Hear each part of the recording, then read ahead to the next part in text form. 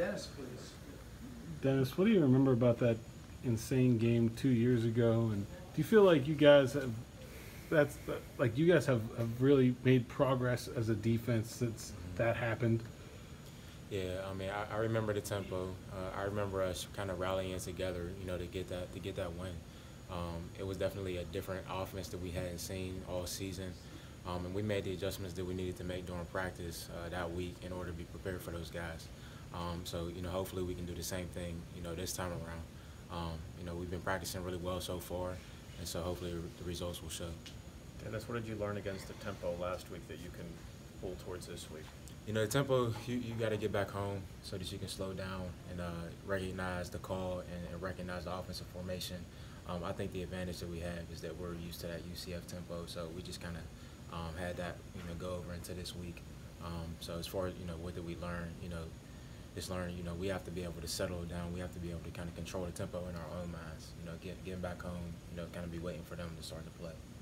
Dennis, when you guys are in a little bit of a rut like this, 2 straight losses, 3 in the last 4, I mean, is there anyone in that locker room who is sort of grabbing guys or is getting in front of the team and kind of taking it upon themselves to be an individual leader in a time like this? It's awesome to see guys who you wouldn't always, categorize as leaders, step up during those times. Actually, I would categorize Quadri Allison as been a big voice lately. His maturity level is out of this world. The other captains on the team, Rafael Lopes, all these guys are definitely bringing their all to work every day. We have an Eagles group, and those guys voted for us as leaders, during our camp season, and those guys tend to be more vocal, and they definitely try to, in their own ways, get guys going for practice. The challenge is, to show up to work every day and give it all you got. You got to focus on one thing at a time, and different guys help us do that each day. It's the challenge sometimes then making sure guys aren't trying to take on too much then to try and break out of it, because that's where I'm sure a lot of the penalties and things like that have been coming from. Yeah, exactly, man. You got to have tunnel vision in this game. You can't think about the past or the future. You got to think about, your next step. You know what I mean? So that definitely is the challenge. How much of a difference maker is Dungy for their offense? Dungy's definitely a difference maker. He's a playmaker. You know what I mean? Somebody we got to look out for. We don't want to do too much. We just want to, make sure that we get him covered up. Does he look like a tight end with the football? Definitely. Yeah, definitely. I would say so.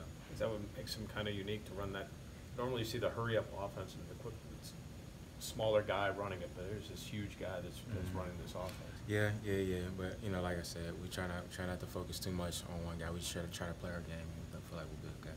The teams that have had success against him this season, what have they done to try to neutralize him? That's a good question. I honestly, I'm not really sure what they do. I know what we're going to do. We're just going to try to focus on our game. You guys switched up the defensive look a little bit last week going to the nickel. How did you think that worked for you guys, and how did you think Pinnock did, sort of sliding in at that slot corner role? I think Pinnock did awesome. He covered up his guy. I think our nickel defense is a great change-up. I think it helps us cover up guys when teams are spreading it out. That's why I think it will be advantageous for us this week, too. Anything else for Dennis?